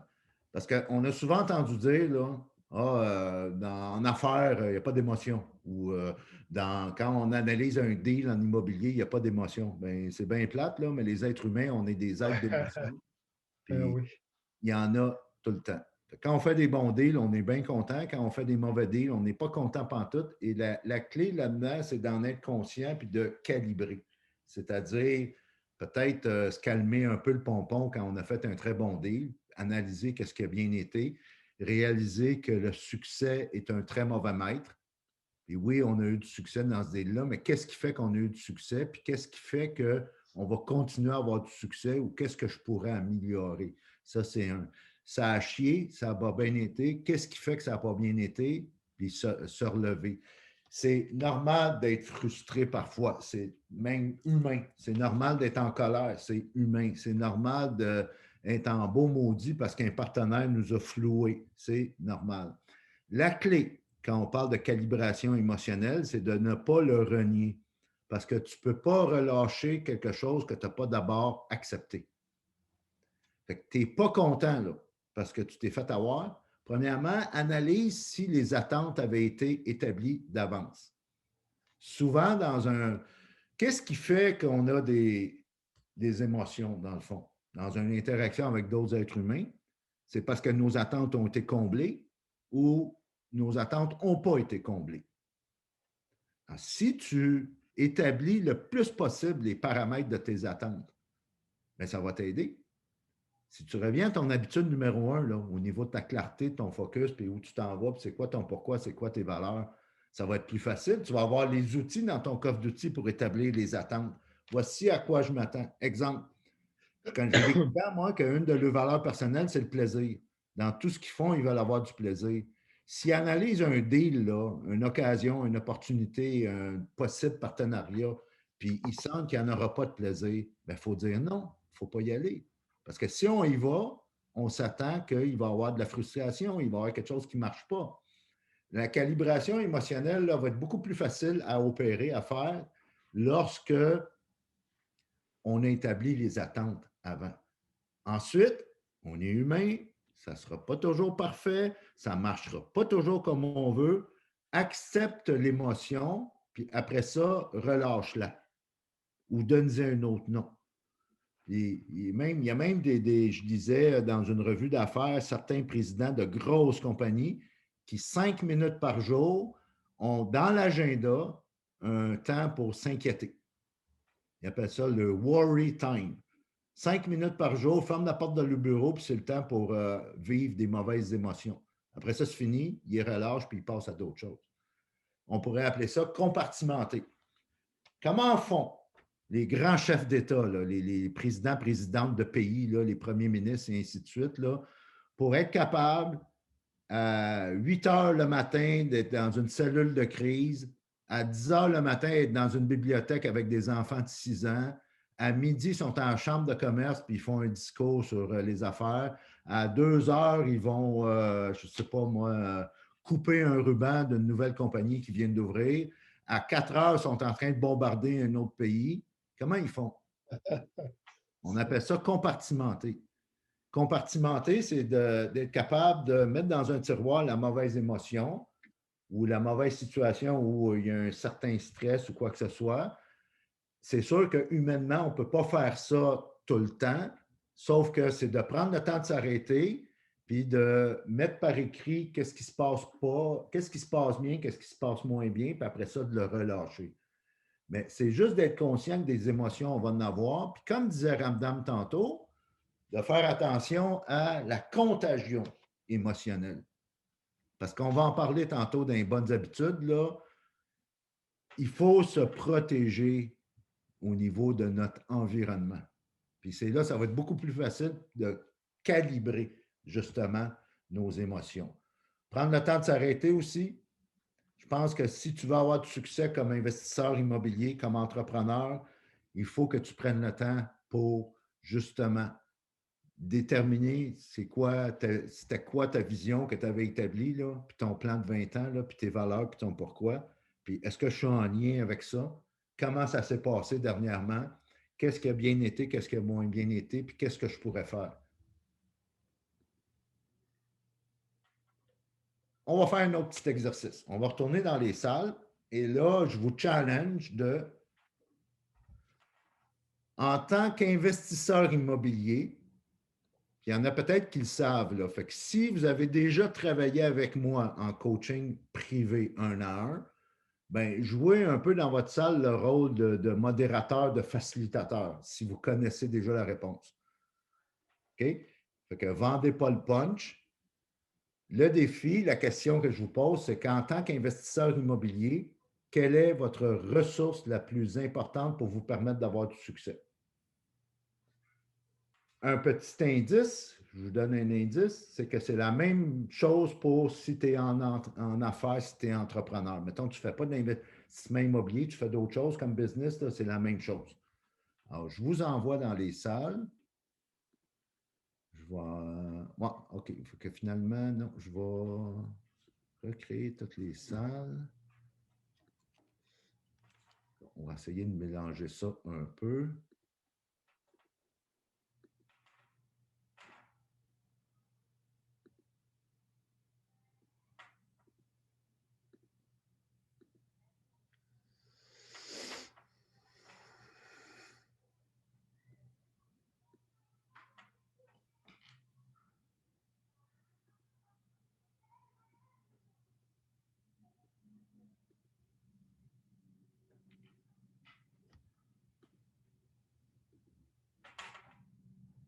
C'est parti.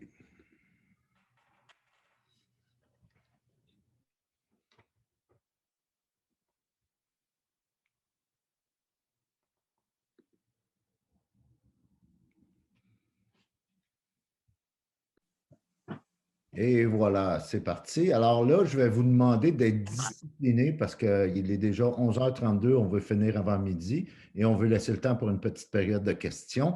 En un mot, la ressource la plus vitale comme la plus importante comme investisseur immobilier ou comme entrepreneur. Qui veut se lancer? Marion? Nous-mêmes. Pardon? Nous-mêmes. Nous-mêmes. OK, c'est bon. Ensuite? Bien, c'est sûr que. Oh. Vas-y, Gilles. OK. Ben, dans le fond, évidemment, ce point-là est revenu nous-mêmes.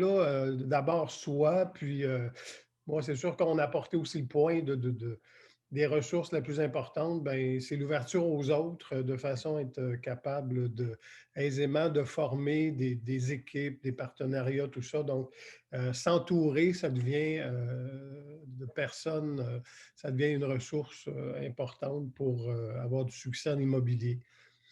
Merci, Gilles. Un mot. Il y a quelqu'un d'autre, on va en prendre un autre. Qui n'a pas été dit. La santé. La santé. Hein. Qui a dit ça? Marco. Marco qui a dit ça. Marco, tu m'as devancé, je m'en allais faire appel à toi. Vous êtes proche, là. Tu sais, quand vous dites nous-mêmes, là, ce n'est pas une mauvaise réponse. Ah, l'énergie. Imaginez, là, tu as le dossier de crédit A1, là, ta cote est dans pas loin de 900, là. Tu as le cash flow, tu as le compte de banque qui est plein, tu as l'équipe de rêve, tu as suivi toutes les formations que tu pouvais suivre, tu as l'expérience, ça fait 25 ans que tu fais ça, tu as des partenaires de rêve, tu as un conjoint qui t'appuie, tu as tout ce qu'il faut, là. Si tu n'as pas d'énergie, là, tout ça est fuck all. N'est-ce pas, Marco? Oui, exact. Exact. Hein? Ça, là. L'énergie, on peut-tu comparer? On peut-tu dire aussi la motivation? Ça va-tu ensemble, ça, l'énergie, la motivation? C'est vraiment. Non, OK. Pas spécifiquement la même chose. Je m'explique. On parle vraiment d'énergie au niveau d'énergie physique. OK. Et trop souvent, puis je ne suis pas mieux qu'un autre, là, puis je vous le dis bien humblement, là, je suis rendu à 58 ans, puis ça m'a peut-être pris 50 ans pour réaliser que c'était ma ressource la plus vitale, la plus importante. Puis on passe tout par là. Et ce qui arrive, c'est que trop souvent, l'énergie, on en prend soin de façon accidentelle, de façon quand ça donne. Puis si tu veux avoir du succès comme investisseur immobilier, comme entrepreneur, comme être humain, puis tu veux passer à un autre niveau, puis tu veux obtenir quelque chose que tu n'as pas encore, vraiment, il faut travailler sur il faut prendre soin de façon intentionnelle, délibérée et stratégique ton énergie. On revient à l'habitude de tantôt, là, au niveau de la productivité. Là. Tu sais, quand je vous suggérais de tout mettre dans l'agenda, mais de tout mettre là, ben, au niveau de l'énergie, c'est la même chose. C'est mettez-les à l'agenda. Tu sais, quand je vous dis, là, quand je vous suggère de réclamer ce qui vous est dû, là, quand on parle de temps, ben, si l'énergie est ta ressource la plus vitale pour avoir du succès, mets-les dans l'agenda. Exemple, les heures de sommeil devraient être non négociables. Souvent, je vais travailler avec des gens qui ont des défis au niveau productivité. Je manque de temps. J'ai 3 enfants, j'ai un mari, j'ai un job, j'ai commencé à faire de l'investissement immobilier, j'ai 4-5 propriétés, j'ai des locataires à gérer, tout ça. J'ai plus de temps. C'est parfait. C'est combien tu as besoin d'heures de sommeil pour être optimal, là, pour être vraiment full d'énergie, full motivé, full de bonne humeur. 7,5 heures. C'est parfait. Tu dors combien d'heures par nuit? 3, 4, 5, 6, là, gros max, là, c'est parfait. Si tu veux avoir plus de temps, tes heures de sommeil non négociables. Parce que ça peut sembler contre-intuitif, mais quand tu as ton 7,5 heures de sommeil parce que tu as déterminé que toi, physiquement, c'est ça que tu avais besoin, tu vas gagner du temps. Tu vas gagner en focus, en clarté, en vision, en productivité. Vraiment, régler ça, l'énergie, puis tout le reste va venir. Oui, continuer à aller à des formations.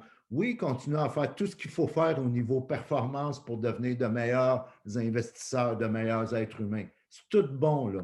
Mais la base, c'est votre énergie, parce que si vous n'avez pas ça, tout le reste s'écroule. C'est vraiment, non seulement laissez pas ça à la chance.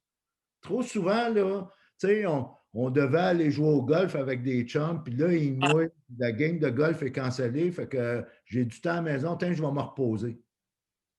Faites-les pas quand ça donne, faites-les pas quand il y a des cancellations, faites-les de façon intentionnelle. Puis gérez ça en premier, vous allez être un meilleur maman, un meilleur papa, un meilleur conjointe, un meilleur investisseur, un meilleur être humain. Ça commence de même. Ensuite, excuse-moi, oui. L'énergie, tu limites ça au sommeil? Est-ce qu'il y a d'autres éléments? Ben, c'est sûr qu'on pourrait passer des heures à en parler. Là, on effleure, c'est plus une prise de réflexion ce matin. Okay. Tu as raison, tu marques un bon point, Gilles. Ça peut aussi être non seulement le sommeil, mais ça peut être l'entraînement, ça peut être aller prendre de l'air, ça peut être oxygéner ton cerveau. Ça peut être, la nutrition. C'est sûr. Oui, aussi. C'est bon. C'est un tout, là, puis on pourrait passer juste 2 heures juste sur ce point-là. Là. Sauf que, pourquoi j'en parle ce matin?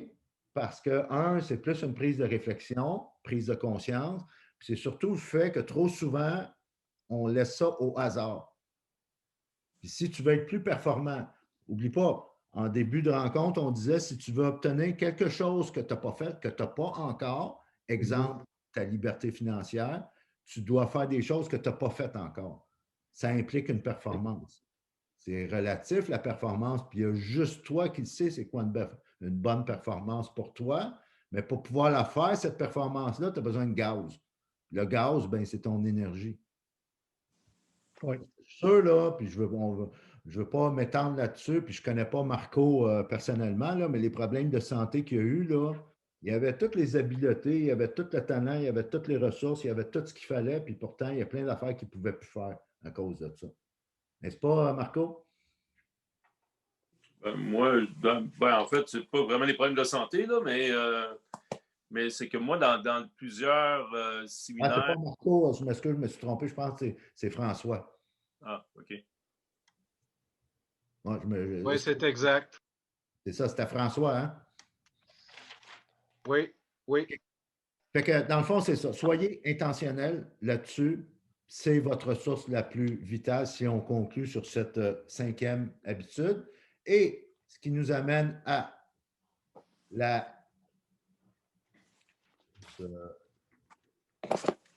sixième et dernière habitude, l'équipe de rêve, le Dream Team. Tantôt, Ramdam a touché un très bon point quand il disait, je vais paraphraser, là, je ne veux pas, il n'a pas utilisé les mêmes mots que moi, là, mais moi, l'expression que je vais utiliser, c'est de congédier des gens de façon virtuelle, si on veut, là, mais de tasser des gens dans notre vie.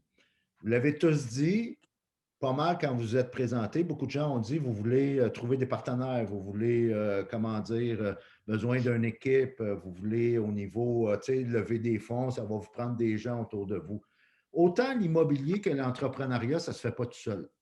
Ça se fait avec d'autres personnes. Puis notre succès, va souvent être déterminé par les personnes avec qui on va s'entourer. Et ça, quand on a tout travaillé les 5 premières habitudes en premier, là, au niveau de ton focus, la clarté dans tes idées, dans ton plan de 20 ans, tes valeurs, ton pourquoi, toute la calibration émotionnelle, puis tu sais vraiment où tu t'en vas, là. Puis tu sais à quoi tu vas dire non, puis tu sais à quoi tu vas dire oui. Quand va venir le temps de constituer ton équipe de rêve, ton Dream Team, là, ça va être beaucoup plus clair dans ta tête, ça va être beaucoup plus efficace. Et ce monsieur-là ici, son nom, Nicholas Christakis, qui est un médecin, chercheur à Harvard et d'autres universités aux États-Unis. Il a fait une étude sur une bonne dizaine d'années. L'influence des réseaux sociaux, mais pas les réseaux là, comme Facebook, LinkedIn, Instagram et compagnie, là, les réseaux sociaux humains. Et ce qui s'est aperçu, c'est que notre orbite personnelle, là, des gens qui nous entourent, là, vous avez sûrement entendu la vieille maxime qui dit « qui s'assemble se ressemble ». C'est tellement vrai là, que ça va jusqu'à 3 niveaux, selon l'étude du docteur Christakis. 3 niveaux, c'est-à-dire que oui, on est influencé par nos amis parce que notre futur est déterminé par nos conversations. Les conversations qu'on a avec nous-mêmes, les conversations qu'on a avec les autres autour de nous. Fait que oui, notre orbite personnelle à un niveau, c'est important, mais ça va jusqu'à 3 niveaux. Nos amis, les amis de nos amis et les amis de nos amis, des gens qu'on ne connaît peut-être même pas. Alors, comment on peut faire pour contrôler ça? C'est de faire comme Ramdam, puis de contrôler notre orbite personnelle, le premier niveau, là, pour dire, là, je vais être intentionnel, délibéré, puis stratégique pour accepter dans mon réseau seulement ceux qui vont me tirer vers le haut et qui vont m'amener vers mes objectifs. Parce que voici ce qui arrive. Tu vas élever ton niveau de conscience. Quand tu es dans une formation, là, comme ceux qui ont été dans les dernières formations avec Carrefour Immobilier ou n'importe quelle autre formation d'une autre école, peu importe là, ce que tu fais, c'est que tu élèves ton niveau de conscience. Ce qui fait que si tu étais ami avec quelqu'un il y a 5 ans, et que ça fait 5 ans que tu ne l'as pas vu, ça se peut que tu ne serais plus capable d'être ami avec cette personne-là aujourd'hui. Peut-être que oui, peut-être que non. Puis la réponse t'appartient. Mais c'est juste de voir, parce que toi, tu vas avoir élevé ton niveau de conscience, mais l'autre personne, peut-être pas. Et là, il va y avoir ce qu'on appelle en anglais un disconnect. Fait que c'est de faire attention à notre réseau. C'est juste d'être stratégique et intentionnel, puis de ne pas laisser ça au hasard. Et c'est ça qui va faire la différence dans votre succès comme investisseur. Quand on regarde cette image-là ici, on a ce qu'on appelle un atome de carbone. Dans les 2 cas, on a la même matière, un atome de carbone. Avec un atome de carbone, tu peux faire un crayon à mine ou tu peux faire un diamant. La même matière, le même atome de carbone.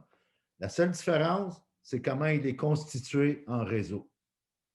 Alors, tu veux devenir un crayon à mine ou tu veux devenir un diamant? Tout ça tient au fait de quel réseau tu vas bâtir autour de toi. Et c'est là la question.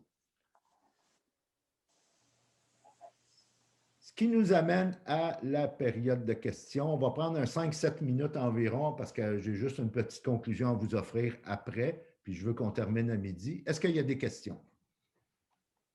Gilles? Oui, excuse-moi, j'ai juste manqué le titre de l'habitude 3. C'était quoi l'habitude 3? L'habitude 3, c'est la productivité. Productivité. OK. Ouais. Merci. Bienvenue. Ramdam. Oui, moi j'ai une question, Raymond, par rapport à l'énergie. Oui. Bon, je sais que tu as abordé la question du sommeil qui est hyper importante, même si ce n'est pas la seule qui régit la bonne ou la mauvaise énergie. Mhm. Mais moi, je te parlerai d'une expérience personnelle et j'aimerais que tu me dises ce que tu en penses là-dessus par rapport au sommeil. Oui. Moi, depuis un certain temps, j'ai diminué la durée de mon sommeil de 2 heures Oui. chaque jour. 2 heures quand même, c'est énorme. Mhm. Et puis, depuis ce temps-là, j'ai minimum 2 fois plus d'énergie qu'avant. Minimum. J'exagère pas si je dis 3 fois plus d'énergie qu'avant. Comment tu peux expliquer ça? Ah, c'est une bonne question. Vite comme ça, de façon spontanée, je ne peux pas l'expliquer, à part le fait que chaque être humain est différent. Une chose qui est sûre, toutefois, c'est que, prenons exemple les médecins qui travaillent dans des hôpitaux. Ils ont bien sûr une assurance responsabilité là, de plusieurs millions pour justement les erreurs médicales. Et il est prouvé, grâce aux statistiques des compagnies d'assurance, que toutes les erreurs médicales arrivent en fin de chiffre, en fin du corps de travail, la plupart. Mhm. Les grands les accidents environnementaux, là, comme quand l'Exxon Valdez, là, il y a eu un gros déversement de pétrole, c'est prouvé que tout l'équipage n'avait pas dormi. Quand Columbia s'est écrasé, les ingénieurs se vantaient que ça faisait 20 heures qu'ils travaillaient en ligne. Fait que le point est, puis je veux dire, tu peux être l'exception, Ramdam, qui confirme la règle. Là. Je ne sais pas, tu sais, je ne te connais pas personnellement, j'apprends à te connaître, à te découvrir, que chaque cas est unique. Puis c'est pas moi qui va arriver, là, je ne me prétends pas un médecin ou un expert en sommeil, puis je ne vais pas vous dire que tu as absolument besoin de X nombre d'heures. Ce n'est pas là le point. C'est juste de prendre conscience de savoir qu'est-ce qui est optimal pour toi et ensuite de ne pas le faire de façon accidentelle, de le faire de façon intentionnelle, tout simplement. Souvent, on va entendre parler de, je ne sais pas, pour ceux qui travaillent le jour, là, puis qu'ils manquent de temps, on va entendre parler de routine matinale, ce qui est très bien. Sauf que c'est juste la moitié de l'équation, la routine matinale. Si tu n'adoptes pas aussi une routine pré-sommeil, c'est-à-dire le soir, fermer les écrans, puis ainsi de suite, bien, probablement que je vais me risquer à une petite, comment dire, je vais assumer quelque chose, là, en tout respect, Ramdam, probablement que ton sommeil est optimal. Puis ça doit être ça qui te permet de couper sur les heures et d'être tout aussi efficace. Ça se peut-tu? Disons que j'ai une meilleure qualité de sommeil, effectivement. Et voilà. J'ai des habitudes d'avant et d'après, avant de me coucher et juste au réveil, qui m'ont permis effectivement d'atteindre un résultat extraordinaire. Tout ça, j'ai posé la question, tout ça pour dire que il ne faut pas prendre pour acquis ou comme une règle générale à tout le monde, comme quoi pour avoir plus d'énergie, il faut avoir plus de sommeil. C'est juste ce point-là que je voulais aborder. Là. Bon point. Peut-être pas plus, mais d'en être conscient de combien tu as besoin, puis après ça, d'être ferme avec le nombre d'heures que toi, personnellement, tu sais que tu as besoin. C'est de ne pas le laisser au hasard. Effectivement. C'est surtout ça. Gilles? Raymond, je pense que tu as amené un bon point. Je pense qu'au-delà du nombre d'heures de sommeil, je pense qu'intervient beaucoup, peut-être même plus, la qualité de ce sommeil-là. Tout à fait. Oui. Comme moi, j'ai de la difficulté. Je me réveille toujours 3-4 fois la nuit. Puis là, j'arrive le matin, puis là, parfois, là, c'est difficile là, de pousser la machine, puis se lever. Puis, tu sais, moi, c'est la raison pour laquelle je pense qu'effectivement, je suis convaincu que la qualité du sommeil, un sommeil profond, continu, a beaucoup plus d'impact sur notre énergie que peut-être le nombre d'heures. Tu sais. Une chose que moi, personnellement, j'ai pris conscience seulement il y a quelques années, c'est l'effet, l'utilité de la mélatonine, qui est une hormone qui régularise le sommeil. On vit à l'ère de la technologie et la lumière, puis en particulier les écrans, vont venir atteindre, il y a une connexion directe avec ce qu'on appelle la glande pinéale. La glande pinéale est située à l'arrière de la tête et elle est connectée directement au nerf optique. Et cette glande pinéale-là va venir régulariser la mélatonine. La mélatonine, ils en vendent en pharmacie pour ceux qui ont de la difficulté à dormir. Mais on la produit naturellement, cette hormone-là. Alors, si tu coupes les écrans, fait que c'est pas juste d'avoir une routine matinale, c'est d'avoir une routine pré-sommeil. Et c'est ça qui fait que tu vas avoir un meilleur sommeil. Donc, tu n'auras peut-être pas besoin d'autant d'heures de sommeil que tu penses avoir de besoin parce que la qualité va primer sur la quantité. Il y avait Carl qui avait levé sa main. Oui. Dans le fond, moi, ma question, ça revient sur le point de l'équipe de rêve. Oui. Dans le fond, la décision ou le choix qu'on doit entreprendre pour bâtir une équipe, est-ce que ça serait plus selon l'attitude de l'entourage ou le côté professionnel de l'entourage? Exemple, je veux dire, je m'associe avec un notaire ou un comptable ou quelqu'un qui s'y connaît ou bien quelqu'un qui a plus d'attitude en termes entrepreneurial, genre. Bien, tes questions, Carl, sont bonnes. Moi, je dirais un mélange des deux, mais d'abord et avant tout, avant d'aller là, je dirais, définis toi, c'est quoi ton branding personnel. C'est-à-dire, commence par ton plan à long terme, commence par pourquoi tu fais ça, commence par tes valeurs personnelles. Tu n'es pas obligé, là, plein de gens ne le font pas. Sauf que si tu le fais, tu vas te démarquer. Non seulement tu vas te démarquer, mais tu vas te sortir du lot. Puis après ça, quand va venir le temps de constituer ton équipe, tu vas pouvoir poser des bonnes questions. C'est-à-dire que quand tu vas te prendre un café ou tu vas être dans un réseautage avec quelqu'un que potentiellement pourrait être ton partenaire, bien, toi, en te connaissant mieux, bien, tu vas mieux reconnaître les autres, puis tu vas pouvoir poser des questions à ces gens-là pour voir s'il y a un fit ou non. Parfait. C'est beau, merci. Est-ce qu'il y a d'autres questions? Ah, peut-être. Oui, Gilles. Justement, quand on parle de l'équipe de rêve, pour arriver à former une telle équipe, je me demandais tout le temps, est-ce que ça, pour arriver à trouver des bons coéquipiers qui nous correspondent, est-ce que tu penses que ça part de valeurs profondes, personnelles, pour arriver à matcher avec un coéquipier, là, puis faire en sorte que ça soit positif, ça fonctionne? Penses-tu que ça part de nos valeurs, puis que la personne, on doit se rejoindre à ce niveau-là? Oui, puis probablement pas se rejoindre à 100 là, sauf que je vais te donner un exemple bien personnel. Dans tout ce que je fais, moi, une de mes valeurs personnelles qui est non négociable, c'est la recherche de l'excellence. Il y a des gens avec qui je ne m'entends pas, puis il y a des gens avec qui je m'entends très bien à cause ou grâce à cette valeur-là. Puis même dans mes clients, c'est sûr, là, comme entrepreneur, il y a des moments où on a besoin d'argent, puis on veut payer le loyer, les factures, puis se payer du luxe. Fait qu'on pourrait être tenté à prendre tous les clients qui veulent faire affaire avec toi. Puis quand je suis avec un client que lui, il ne recherche pas l'excellence, ça ne marche pas. À un moment donné, il y a un disconnect, puis on ne s'entend pas bien. Fait que, oui, pour répondre à ta question, Gilles, quand tu as vraiment déterminé, puis ça, c'est un exercice qu'on fait sur plusieurs heures, là, quand tu as déterminé quelles sont tes valeurs personnelles non négociables, ce qu'on appelle les valeurs fondamentales, ça va te donner beaucoup plus de clarté, mais ça va t'aider aussi au niveau des partenariats parce que tu vas attirer les bons partenaires. OK. On va faire un petit sondage. Dans le fond, ce que je voulais vous demander, juste avant d'aller ici, c'est ce qu'on a vu là, les 6 habitudes, lesquelles vous allez travailler.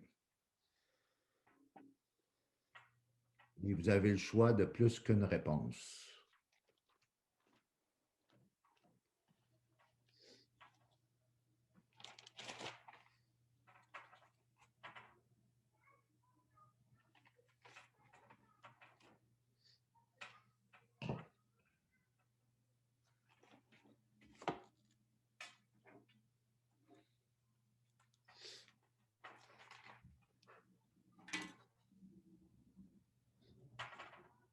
Pas long, je vais pouvoir partager les résultats. On a 14 personnes qui ont voté. Ça vote encore, vraiment, là. Oui.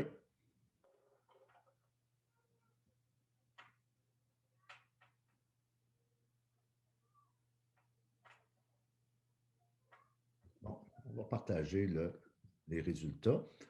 Alors, pour beaucoup de gens, majorité, on parle de clarté, ce qui est normal, c'est ce qu'on voit, je ne suis pas surpris. On parle de productivité, ça aussi, je ne suis pas surpris. Puis étonnamment, énergie, puis l'équipe de règles. En fait, il y a un bon mélange là, au niveau des résultats. Et ce qui m'amène à vous partager une habitude. On avait parlé de 6 habitudes, mais je vais vous en parler, je vais vous en partager une 7e. Souvenez, ceux qui sont de mon âge, là, il y avait des promotions dans les magasins 13 à la douzaine. Là. Ben, oui. Le même principe que 13 à la douzaine, j'ai une habitude bonus pour vous. Puis cette habitude-là s'appelle 3 quarts de réponse va toujours valoir mieux qu'une réponse et demie. Ça, ce que ça veut dire, là, c'est d'avoir une ouverture pour passer au prochain niveau. J'entendais un coach à un moment donné dire que l'innovation, là, dans le fond, ce n'est pas de faire des choses nouvelles, mais c'est d'arrêter de faire des vieilles choses souvent. Puis pour avoir cette attitude-là, là, ben, il faut être capable d'avoir cette ouverture d'esprit-là pour être coachable, pour vouloir s'améliorer, pour vouloir passer au prochain niveau. Parce que quand tu as une réponse et demie, c'est parce que tu es déjà rendu. C'est parce que tu penses que tu sais tout et tu connais tout. Quand tu as cette habitude-là, cette attitude-là, même avec tes clients, avec tes partenaires, 3 quarts de réponse, ça veut dire que tu es tout le temps meilleur avec tes questions qu'avec tes réponses. L'idée, ce n'est pas d'être dans le doute. L'idée, c'est d'avoir cette ouverture-là pour t'améliorer, parce que le succès est un très mauvais maître. Et c'est pour ça que même Raphaël le dit dans ses formations, ben, c'est d'être coachable. Les meilleurs ont des coachs à tous les niveaux. Des gens comme Jacques, mettons, si on prend son exemple, ça fait 25 ans qu'il fait de l'investissement immobilier. Il est déjà libre financièrement parce qu'il passe ses hivers ailleurs dans d'autres pays et il continue à être coaché. Moi-même, je passe 15-20 heures par semaine minimum en moyenne à me former, puis à aller chercher d'autres coachs, puis amener mon art, mon champ d'expertise à un autre niveau. Je sais que vous le faites déjà. Ce matin, on a passé 2 heures ensemble qui, je ne sais pas pour vous, mais pour moi, qui a passé à la vitesse de l'éclair et qui, ce qu'on a surtout fait, c'est une prise de réflexion. Oui, je vous ai partagé des outils, mais ce qu'on a surtout fait, c'est de vous faire réfléchir sur qu'est-ce que ça prend, quel pourrait être le petit détail, le petit élément qui va faire en sorte que vous allez passer au prochain niveau. Vous allez vous rapprocher un peu plus de vos objectifs. Puis pour ça, ben, vous savez qu'on peut vous aider. Il y a une chose, cependant, que vous allez avoir à négocier avec, c'est votre plus grande compétition. Il y en a qui se disaient, comment je fais pour me démarquer quand on s'est présenté tantôt? J'aimerais être meilleur à mieux closer, j'aimerais me faire voir, bâtir une meilleure équipe, trouver des partenaires, puis ainsi de suite. Et pour ça, vous allez devoir dealer avec votre plus grande compétition, vous-même. Comme entrepreneur et comme investisseur, votre plus grande compétition est dans le miroir quand vous vous levez le matin. Puis le coaching, bien, c'est ça que ça fait. Ce que ça fait, c'est qu'on vous fait voir des choses que vous ne voyez peut-être pas pour justement avoir à négocier, avoir à vaincre cette plus grande compétition-là qui est devant le miroir le matin. Puis souvent, le succès, ça revient à vous enlever de votre propre chemin. Mais pour ça, parfois, on a besoin de mentors, on a besoin de coach, et c'est là qu'il faut peut-être arrêter de vous mentir. On n'a pas vraiment, on a abordé différents sujets ce matin, on n'a pas entré en profondeur dans ce qu'on appelle le mindset, le fameux mindset, le fameux état d'esprit, la saveur du moi en développement personnel.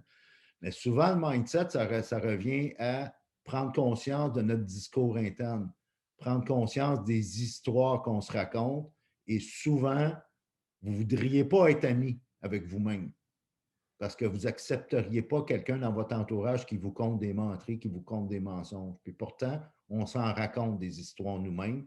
Puis quand on prend conscience de ça, c'est là qu'on peut commencer à avancer puis se rapprocher beaucoup plus de notre succès puis avoir ce qu'on recherche tous, le point en commun qu'on a ce matin, la liberté financière. Alors, il est midi. Je vous dis bon succès. Je vous dis à bientôt. Je vais arrêter l'enregistrement.